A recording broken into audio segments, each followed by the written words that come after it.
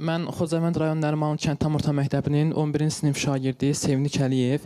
Əvvəlcə sizə dərin minnətdarlığımı bildirirəm biz gənclər adından ki, öz qızıldan dəyərli vaxtınızı biz gənclərə sərf edirsiniz, bizi dinləyirsiniz.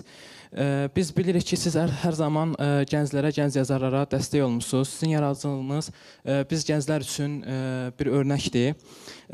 Sizin kimi bir yazarın yanında əslində mən yazaram demək düz olmazdı, amma bildirmək istəyirəm ki, mən gənc yazar 8 kitab müəllifiyəm, Azərbaycan Jurnalistlər Birliyinin üzvüyəm.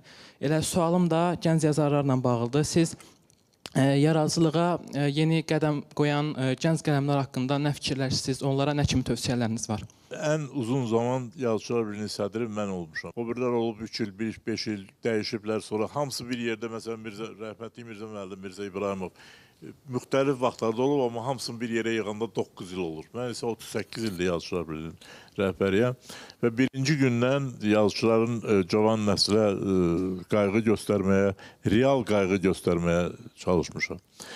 Bu cəhətdən konkret nə olub? Ulduz jurnalını cavanlar jurnalı idi, amma ona yaşlı adamlar rəhbərlik edirdi. Mən ora cavan müəlliflər qoydum, indi də cavanlar şeyir. Katibləri hər qurultayda dəyişirik və hər qurultayda daha cavan katib seçilir. Bir qurultayda məsələn cavanlardan, Çingiz də o vaxt cavanıdırlar, Yazıçılar Birliyi. Sonra vaxt keçir, yaşlaşır. Arif, rəhmətli Arif Əmrahoğlu cavan yaşında gəldi, katib. Sonra Rəşad gəldi cavan yaşında. İndi də cavanlar yenə də Səlim, sonra İlqar. Yəni hər qurultayda katiblik və rəhbərlik də qəzet jurnalların redaktorları dəyişirlər, cavanlar gəlir.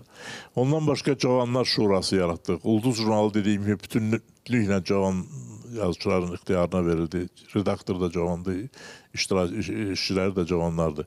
Cavanlar Şurası var. Cavan Ədəblər Şurası var ki, Rəşad Məcid orada toplaşırlar, orada şeylər. Bir də ki, prezidentdən xahiş elədim, cavanlara təqaüd ayrılıb. Hər il biz o təqaüdləri cavanlara veririk. Əsərləri də həm Ulduz jurnalında, həm Gembol çap olunurlar.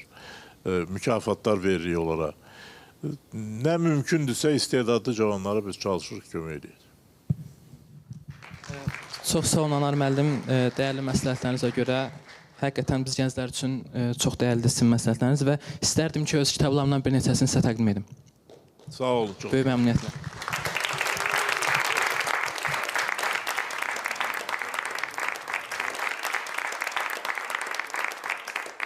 Hörmətli Anar müəllim, əziz gənclər, mən bir daha ADA Universiteti